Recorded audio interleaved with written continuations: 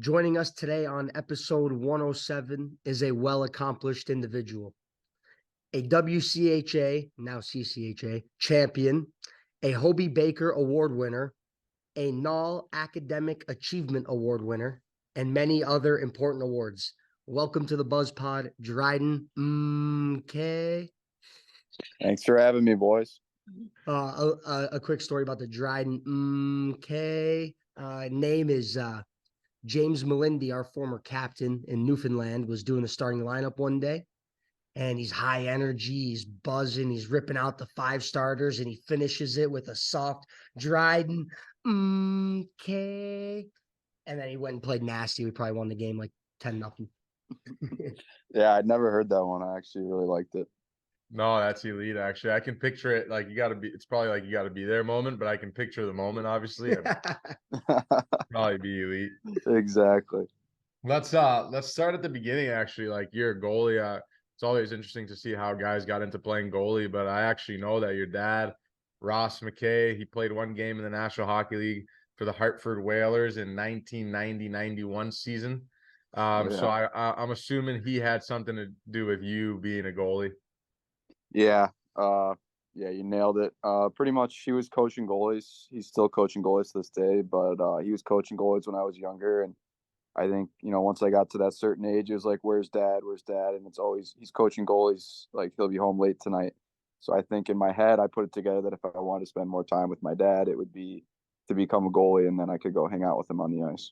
Nice. That's awesome. Yeah. Your dad trained you coming up. I'm assuming like when you're young like that as a goalie, you're kind of just doing one-on-one lessons, learning how to do everything. But when you started playing like Chicago Mission 13U AAA and stuff like that, were you just doing were you continuing to do privates with your dad on the side? Yeah. Growing up, he was always like obviously my goalie coach, but he would always make sure to be like the assistant coach on the team I was on. So he would be out there for practices and stuff. And obviously he knew enough about the game at like a high level that he was a good coach for the players too at that level too. And then, I got to Mission. I think once I got to AAA, he kind of stepped back a little bit, and he would mainly just kind of get ice in the summer and work with me then. And then during the season, I would have other people kind of doing the goalie coaching at that point. When you played for the Mission, were they red or were they the lime green at that point? Yeah, they were red and black back in the good old days. Yeah, I got so out you're of on there the OG. right before they got to the lime green. That was the year after I left. Yeah, the red was way better. The lime green. Yeah, way cooler. Yeah. But then you were a CYA for the rest of your Chicago youth career. What was the jump for CYA? Was that just the best team or? Yeah, I mean, I basically got cut. I got told going into that Bantam major year, the coach basically told me during the summer, like, I want to say like a week or two before tryouts, like, hey, like, basically you're going to be the backup goalie. And I was like, my parents were like, it's 14, 15-year-old hockey. Why is my son going to be a backup goalie? Like, what's the point of that? And they were like, yeah, like, we just, whatever. Basically told me they didn't think I was good enough. So I went to CYA, and I knew I would have a chance to play there. And we pretty much just split the whole year, me and the other goalies. So that's how it should be at that age. So that was pretty much the reason for the jump. Yeah, absolutely. That's crazy. They're gonna solidify. Oh yeah, you're a career backup. Yeah, 14-year-old hockey doesn't really need a starting goalie when you play 80 games a season. We actually had a guy call us like not too long ago, the dad of a goalie, asking us if he should play for the top team as a backup, Yep. or if he should play for another team as a starter. And he's, I think, 11 or 12. Double-A. I think he's 11 or 12 years old. So we were like, go play as much as you can, like go wherever you're gonna play, like, and have fun. Like, he's a kid, It's a no-brainer. Yeah, I think the teams where I got better, the years where I got better was when I was on the worst team, getting 60 shots a night. When you're 11, 12 years old, I think that's when you actually get better. Not being on the top team, winning all the games. Yeah, you're nice. You're getting bagged. Game situation, like you got to help free the team, and you're getting your reps. You're getting exactly. Game. Yeah, you can't beat that. So an interesting career path jump, similar to myself. Not many do it. U16 to the well sought out NAL. Yep. Springfield Blues. Yep. How did that decision come about to go and get into the Dirty Null as a goaltender at such a young age? Yeah, basically, so I played 2 years U16. So I played when I was 15 and when I was 16. And my second year U16, I had a good year. And like we made nationals, all that. And I think it was at nationals where Springfield's coach, I don't know if he talked to my dad or our coach or whatever, but it was basically like, hey, like, we really like this. We really like you. Like, would you come play for us? And I was like, yeah. I mean, obviously it's the Null. It's a good league for goalies, especially. And then I think they drafted me and then they pretty much told me, if you want to play here, then we'd love to have you. And it was actually really good, to start playing junior hockey when you're 16. It was tough to move away from home that young, but I definitely wouldn't change it now looking back. No, and is that the year you got the Null Academic Achievement Award? Yeah, so that was kind of an interesting year because I had to do full time in person school. So I was at school like all day, rushed to the rink, practice. Like it was a bagger. It was 5 days a week doing that. Every guy in the locker room is probably chirping you for about Yeah, school and stuff yeah. too. Well, it actually worked because I think the older guys would have to do like a skill session at like 9 a.m. or whatever to get them out of bed, so they couldn't just sit around till 3 o'clock practice. So it was actually kind of nice for us. That is nice. That is actually really nice for those guys. Yeah. And so you had a great year that year. You played basically half the games. 37 games. Yeah, you basically played half the games, had great numbers as a 16-year-old. What was that adjustment like for you, going from AAA to junior hockey in the Null, a gritty league? Yeah, it was just crazy. I mean, the hockey is the hockey. I think it was more like the lifestyle. Like all of a sudden, I gotta do my own laundry and cook meals, and drive myself to the rink and all that. And then on the ice, there's guys that are 20, 21 years old, and I'm 16. So innocent and don't really know a lot of what's going on. So I think I grew up a lot that year, kind of off the ice, and it opened my eyes to a lot. Both within hockey and outside of hockey, and a lot of good lessons that year. I don't know much about Springfield, but I know Corpus Christi is a sick spot to play. I know as you're walking to the rink, I got this pitch one time when I was younger. When you're walking into the rink, right before you open the door, you look down and your feet are in the sand. Is that Pretty true? much? Yeah, like the rink is literally on the water. Where we go in is not obviously like where the players' entrance is on the other side, but the other side of the rink where the fans come in is like literally right off the water. Wow. It was unbelievable. Yeah. So what was your time Shorts and like flip there? flops the whole year. What's that? What was your time like there in Corpus Christi? It was good. I think I got a better idea of like that was more of a junior hockey experience. Like I did online school, because that was my senior year of high school. I did online school. Like our shortest bus ride, I think, was 8 hours. So we were just bussing all over the place. And you're in Texas. We were in whatever Kansas, wherever else we played. Like What was your it was that longest bus junior. ride? It was more of that junior hockey grind. And then obviously the Null South, especially, has that reputation. And it wasn't as like rough and tumble as I had heard, but it was still way more of a man's game than it was when I was in Springfield, for sure. What's rougher, the Null or the coast? Probably the coast, honestly. I mean, obviously, but the guys in the Null think they're tough, but no, it's the coast. I only played one game in the Null, and I remember like the only practice I did was just a full on bag skate, like for no reason. The boys were like, "Yeah, this is how all our practices are." Just that's why I just think of it as the grittiest league. Like I played one game in the league. I tried to go every one. I couldn't find one, but I mean, it's still like so gritty to me just because of the way those guys were playing and the way they practice. Yeah, there's some savages in that league for sure. It wasn't much different than the coast, honestly, looking back on it.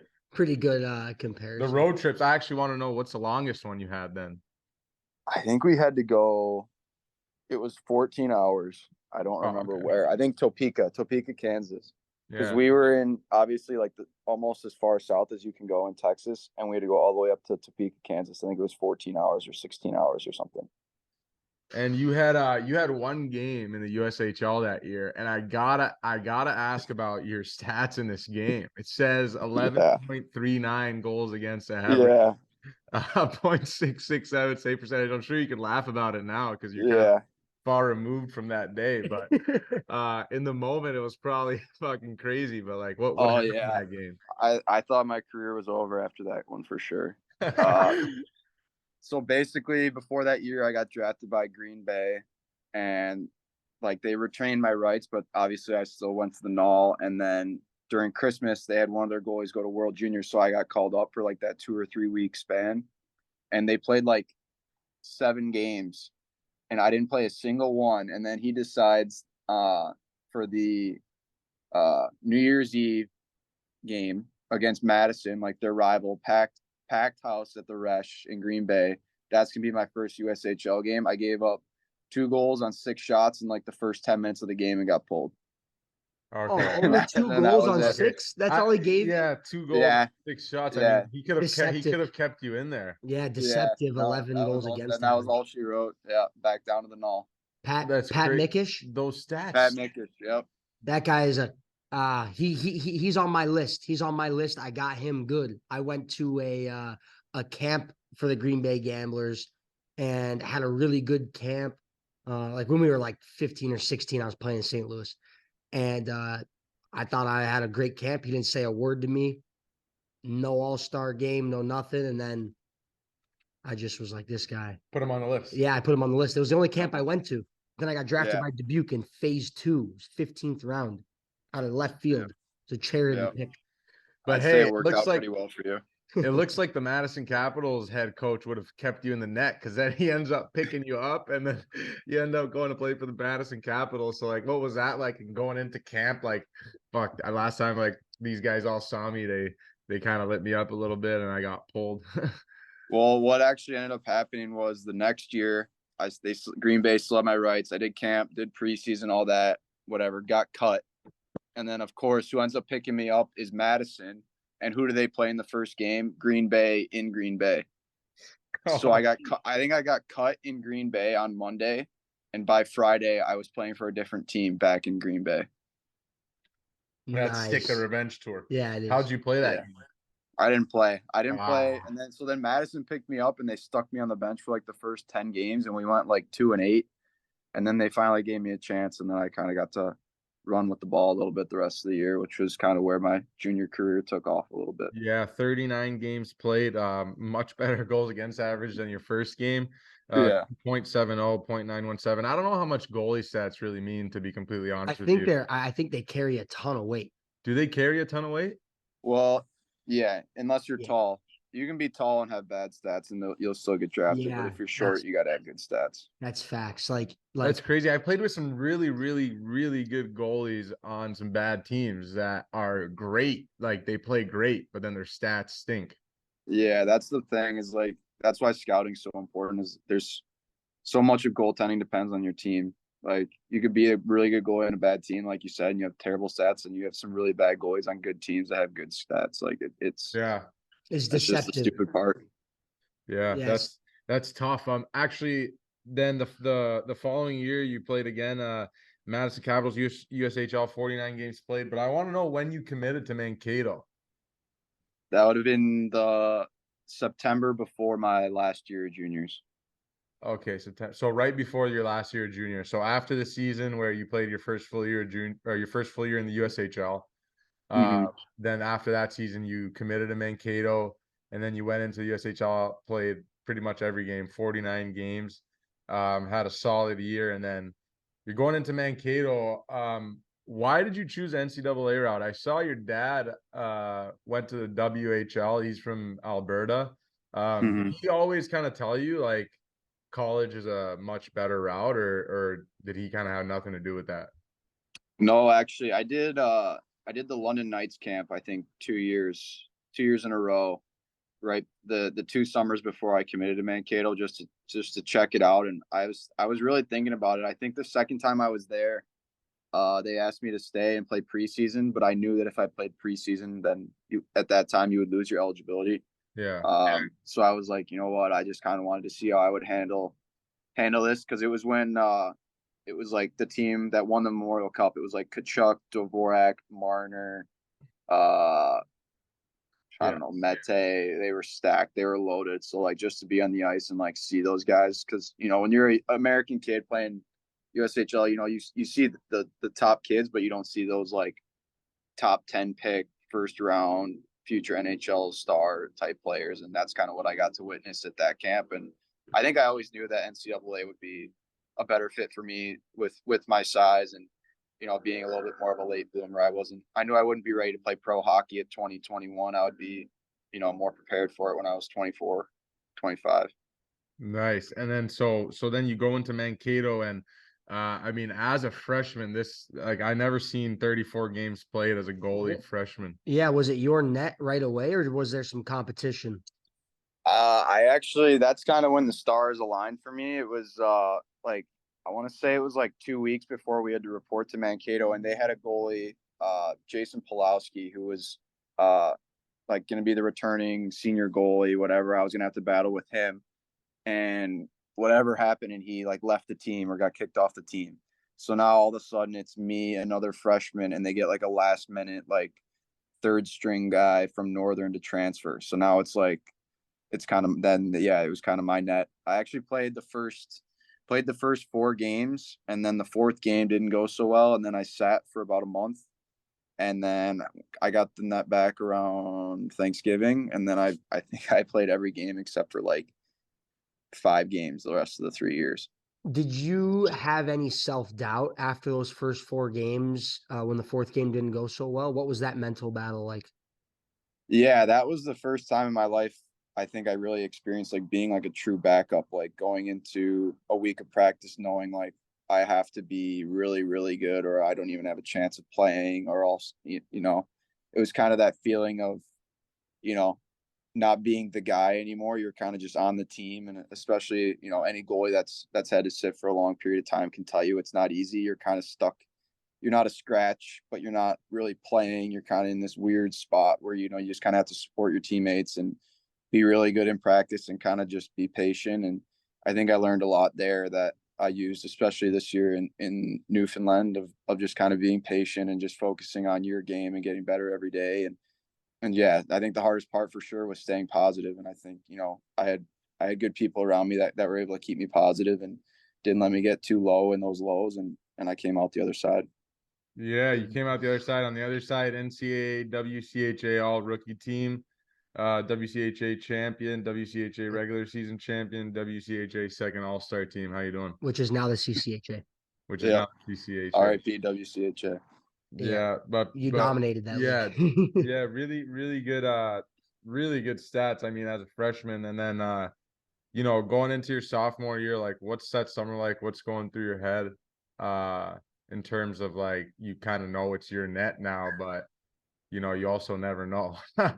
Yeah, exactly. So that year we had Jackson Stauber, who played a handful of games for the Hawks last year. He was coming in as a freshman. We were kind of the same thing, going to battle it out. And he actually broke his finger during like the training camp. So then again, I kind of got the first crack at it. Started like really hot that year. I think we like beat and tied Nodak at home. We swept. I don't remember. We started really, really well. And so then it was from there, it was kind of my net. And then he decided like a month and a half into the season to go back to juniors. So then all of a sudden it was my net again, like that type of thing. So I just kind of kept trying to build and not be satisfied. And yeah, it was just kind of that feeling of just keep chasing it and keep trying to get better and never being satisfied. 2 lucky bounces and you just ran with those opportunities. Yeah, exactly. The stars aligned in Mankato, to say the least. Yeah, and then that's your first season becoming a Hobey Baker Award finalist. I say first season because it'll happen again multiple times before you win it. So that year NCAA, I mean, so many awards, dude. I can't even yeah, you don't have to name them. Upshaw goaltending champion, first All-American team. Just so many awards. Anyway, the NCAA gives so many awards, but you got them all that year. Awards. Yeah, you got them all that year though, and so now you're like, after having 2 good seasons like that freshman and sophomore year, Is there interest from pro teams like NHL teams, AHL teams? Are they reaching out already? And you're just kind of like, I'm locked in here in Mankato? No, Or so that was COVID. So that sophomore year, we had an unreal team. Like that was the team I think that we had good teams my junior and senior year, but that team was like elite. Like we had like 5 guys turn down NHL deals to come back, and like we were top 3 in the country the whole season. And then yeah, second round of playoffs, COVID hit, everything shuts down, pro team shut down, and I don't know if you guys were in pro that following season, but I knew it was kind of a gong show, and they were cutting yeah, pay and shortened season, and it was just a mess. So I think even if I don't remember having any interest, but even if there was, it was like I'm ready to go back to school and see what happens with this season. And yeah, that season was a mess. Even in college, I think we played like 25 games, and well, you I played think I don't think 26, anybody in so the hockey world had fun that season. yeah, no, but you had a pretty good year that year as well. I mean, couple more awards, Hobey Baker finalist once again, and then going into your senior year. I mean, you mentioned like COVID and all that stuff. Um, I mean, how was like your junior year after COVID and your senior year, like once COVID's all done and you get to finally kind of experience real hockey again? Yeah, so senior year was honestly unbelievable. I got to play every game. We lost like 5 or 6 games all year. We played an outdoor game for Hockey Day, Minnesota, which is a huge deal in Minnesota. We played on like the football field with the snow coming down. It was just like a dream season. We won the regular season. We won the championship in overtime at home. Like it was just kind of everything that could have gone right went right, except for the national championship. Honestly, we beat the Gophers in at TD Garden in front of a sold out crowd, and kind of got to claim like it's a big deal here, like the title of like the best team in Minnesota, which we were really proud of to kick the Gophers' ass on national television and stuff Yep. like that. So honestly, the only thing we didn't do was hold on to that 1-goal lead against Denver in the third period, unfortunately. And It's cool. and that season you win the Hobey Baker. I mean, talk about winning that award, a prestigious award. And like weird that you didn't win the Mike Richter, but that you won the Hobey Baker as the goalie. And like so like there's no awards for players that year, just the goalie stole the show. Yeah, exactly. No, I don't know. I wasn't expecting to win it at all. It's honestly such a blur thinking back on it. You're sitting up on that stage, and it's like the brightest lights are just in your face. You can't really see anything. And then you just see like the whole time, I just remember being super nervous. So I was like reading the teleprompter with the guy who was announcing it. And all of a sudden, like I saw my name on the teleprompter, and I was like, oh my God. And then I just kind of stood up, and I think I shook their hands, and then I went up and I had to say something. I have no idea what I said. And then it's just a rush of just pictures and interviews, and it's just kind of a whirlwind. And then we had to play the national championship the next day. So it was a crazy 24, 48 hours. What's that like? Like you're trying to focus on becoming a national champion and you've got this like distraction almost. Mm-hmm. Like, what do you think about the award ceremony being the night before the national championship? Yeah, I mean, it is what it is. I think for me, I think I did a good job of tuning it out. And I think, with all those other awards and stuff you named, like those awards during the regular season, they're always announcing them like right before the playoffs and stuff like that to kind of get in your head. But Yeah. if you guys have ever met Coach Hastings, our coach at Mankato, he does a good job of, keeping guys grounded and keeping you in the moment. And I think I was mature enough at that point too to be able to just kind of flush it and knowing I had the summer to enjoy it and soak it in and stuff, and just kind of pushing it aside for that one last game. Yeah, absolutely. Serious question. Were you guys ranked number one every year you were there for at least a little bit? Like, because when I remember every year you guys were in the top five, if not ranked number one for at least 2 weeks or a week or two, or if you could think back, is Uh, that something you would know? I think you'd have to check my freshman year. My freshman year, I think we were always top 10, maybe top 5. I don't know if we were ever one that year because I think I don't remember who it was. Somebody had Okay. like a powerhouse team that my freshman year. I Yeah, don't even okay. remember. Can you speak? We ended up being a 1 seed in the tournament, Yep. but I think we would have been like the third or fourth overall seed. I don't Okay. remember. Okay. Can you speak on the culture at Mankato? Like, it's just known. You go there, they produce hockey players. You guys win. Just talk about the team there and the culture. Yeah, it's awesome. I think that's kind of where I learned how to win, if that makes sense. I think that's where I realized that winning is a skill and it's a habit. It's like everything there was about good habits. There was no such thing as a shortcut. You know, our practices were hard. They were harder than games. Like every rep counted, everything mattered. And like, but it was also just like the buy-in from the whole group was really special. And I think that's something that really has helped me since then, is like understanding like the how fine the line is between winning and losing, and kind of just understanding, you know, the work that goes into winning, and how hard it is to win. Absolutely. And then after that season, like, what's the process like for you to sign your contract? Yeah, it was interesting. I mean, Coming that's off kind a of all. Hobey Baker award. Like, come Yeah, it on. was just kind of I kind of just put it in my agent's hands, and he kind of just would call me with the updates. And then when Toronto made their offer, it was a 2-year offer, and everybody else had offered 1 year. And he kind of told me like, I think this is a great situation for you. And they'd had, you know, some goaltending struggles, and you know, there was a lot of question marks, and it seemed like a good place to get my career started. Nice. And what were your takeaways from year one pro? I mean, you spent the majority of the season in Newfoundland, 33 games played there, and you had 2 games played in Toronto.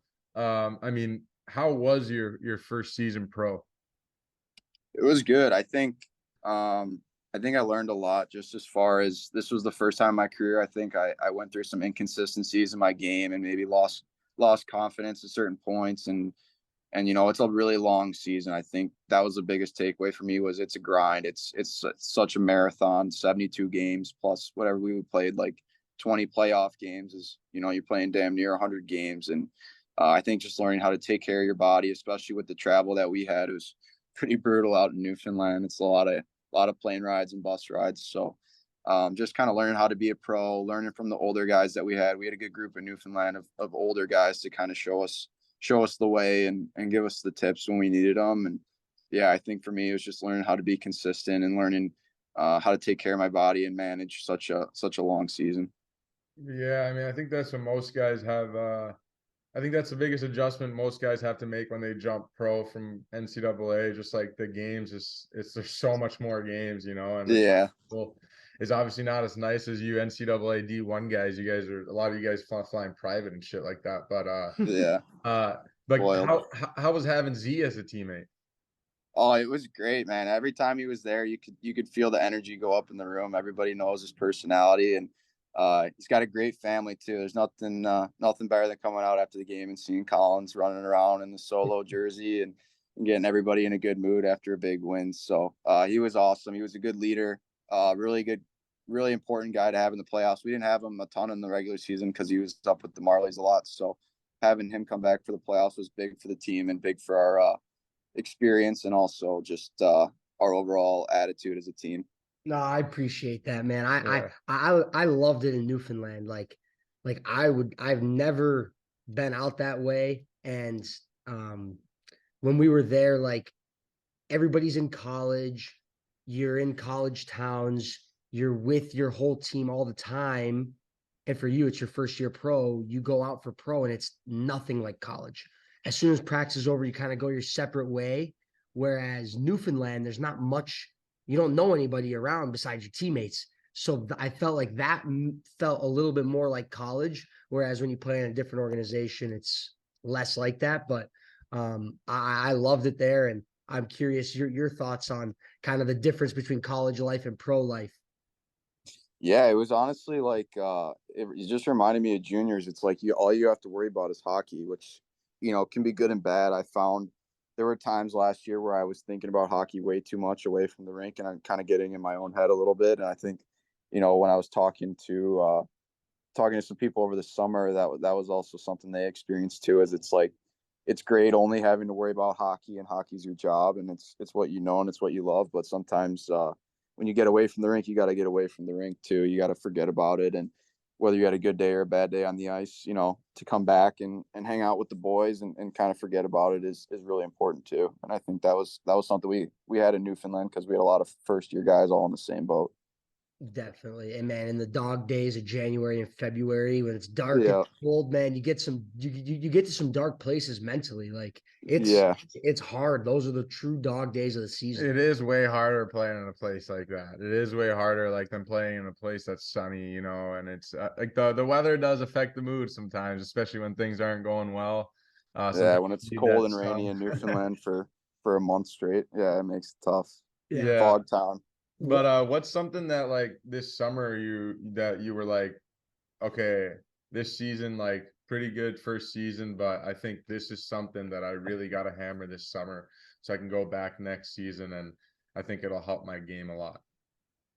Honestly, I think it had a lot to do with kind of the way I trained. I think last summer I went a lot for like strength and like explosiveness and didn't really focus as much on like the mobility and the flexibility and kind of preparing for the wear and tear. Because I remember after the playoffs ended this year, I came home and felt like I was sore for like a month and I wasn't doing anything and I was like, what the heck? Like, I felt like I was in great shape. And then I kind of thought about it and it's like, well, once the season started, I kind of stopped stretching every day and I kind of stopped, taking care of my hips or my knees and my back. And now this summer, it's kind of been like every day I'm making sure that I'm, taking care of my body that way and also building strength, but mainly just kind of doing that injury prevention to kind of help my body with the wear and tear that happened last year.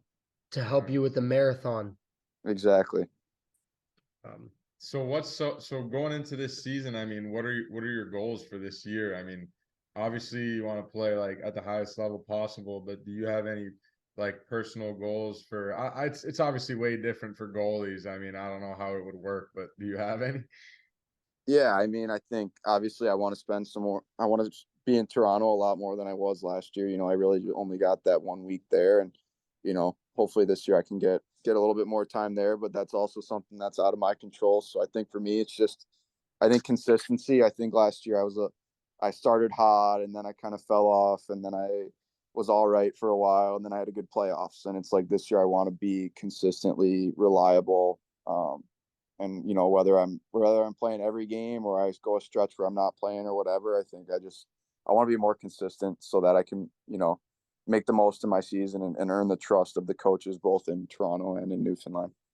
Stick to your process, continue to get better regardless of what you can and can't control. Yeah, exactly. I think I learned last year that I was worrying about a lot of stuff, just kind of wearing myself down with stuff that I don't need to be worrying about and just really focus on myself and focus on where my game's at. Yeah, that's a big lesson. That's the same lesson I learned after my first year. Like you can't concern yourself with the outside noise. Control the controllables. Yeah, There it's you go. literally as simple as that, and then you move on. Yeah. For me, my whole career, they've been telling me you're too small. For you, I'm sure you've heard the same thing because it's a lot more significant in your position. And there's goalies out there. We coach kids, and there was a goalie that came up to me asking me, and I talked about you and how it doesn't matter how big you are. It just matters your details, your sharpness. What advice can you give to smaller goalies that I think Will is sorry, I dropped his name, but I think he's going to be a freshman in high school or a sophomore in high school. What advice can you give to some smaller goalies to kind of work on? I know you talked about skating, but just kind of controlling what they can control. What should they be focused on? Yeah. I mean, I think my biggest advice for any young goalie is going to be skating, whether you're 6'5" or 5'5".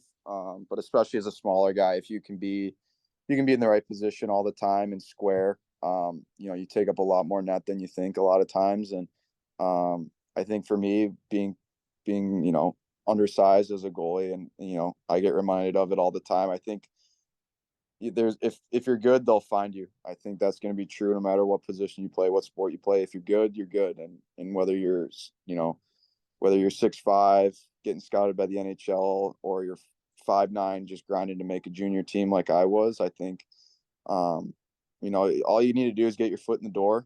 I think a big key for me to keep kind of moving up the ranks was taking advantage of opportunities.